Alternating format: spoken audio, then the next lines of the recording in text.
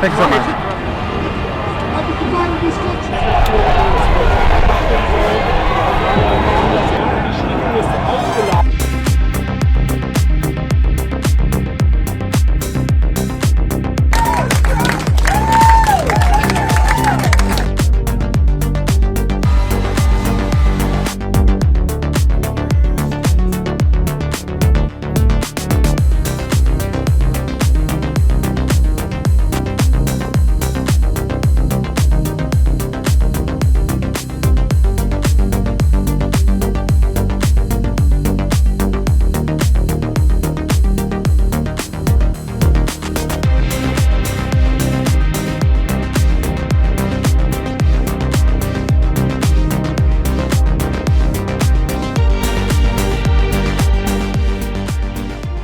I didn't know practically what a subpoena was and grand juries and all of this. Now I'm like becoming an expert. I have no choice because we have to. It's a disgrace. If you say something about an election, they want to put you in jail for the rest of your life. It's a disgrace. But I just want to thank you, State, because we won twice, as you know, and we're going to win again, and we're going to win big. We're way ahead in the primary, and we're way ahead in the general.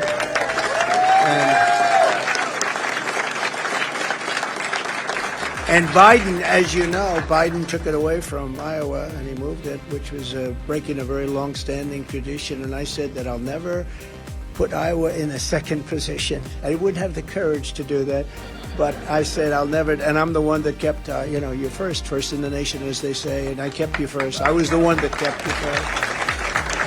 And I wanted to come over and say hello to the people of Lynn County and beyond, because I know a lot of you, and you're not only Lynn County, you came from mostly Iowa, I see, mostly Iowa, but also a little bit outside.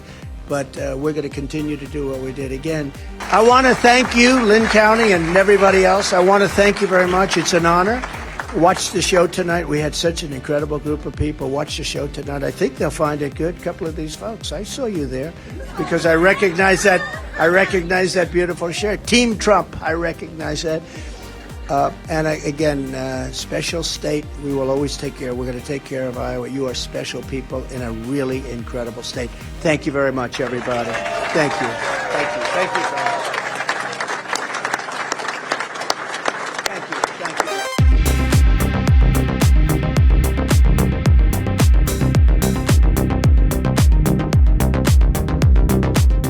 We allege that 16 Michigan residents met covertly in the basement of Michigan GOP headquarters and knowingly and of their own volition signed their names to multiple certificates stating that they were the duly elected and qualified electors for President and Vice President of the United States of America for the state of Michigan. That was a lie.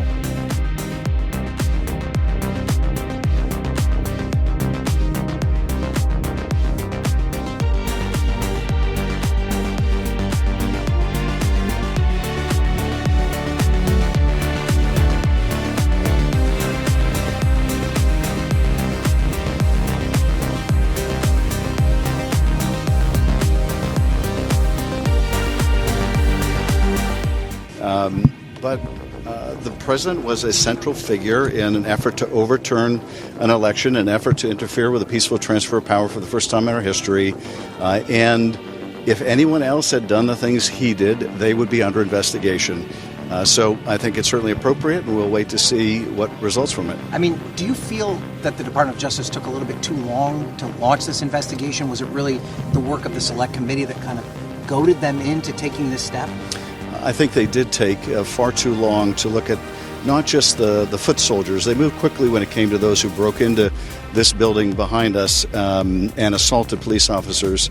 But it seemed like almost a year, if not more, before they started looking at those who did the organizing, did the inciting, who conspired to defraud the American people.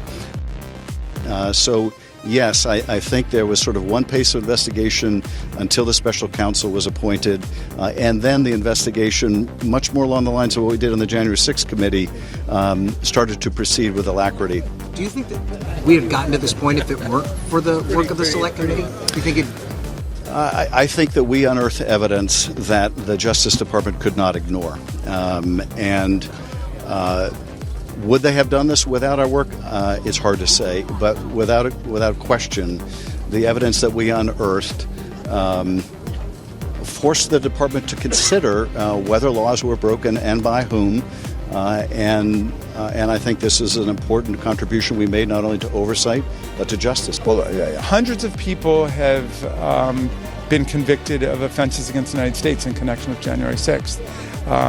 Many have pled guilty to offenses like seditious conspiracy, which means conspiracy to overthrow the government of the United States, or assaulting federal officers.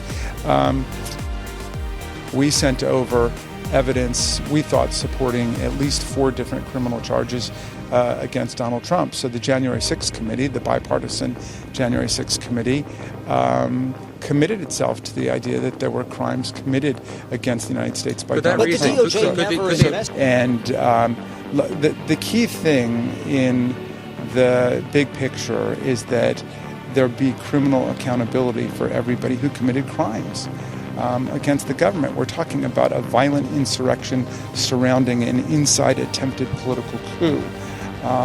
This is a matter of the utmost pressing urgency to the American people to make sure we never relive something like that.